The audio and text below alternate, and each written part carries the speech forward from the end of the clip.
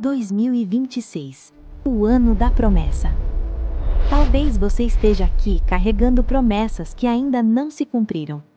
Palavras que Deus falou, mas o tempo passou e o cenário não mudou. Mas Deus não trabalha com esquecimento, Ele trabalha com preparação. O deserto não foi o fim, foi o lugar onde Ele te fortaleceu. A espera não foi atraso, foi alinhamento. Este é o tempo em que a promessa encontra um povo preparado, um povo escolhido para permanecer, para confiar, para avançar. Aquilo que Deus prometeu não morreu, está vivo e está mais perto do que você imagina. Chosen House Church, uma casa para te conduzir ao encontro da promessa. Uma casa para chamar de lar.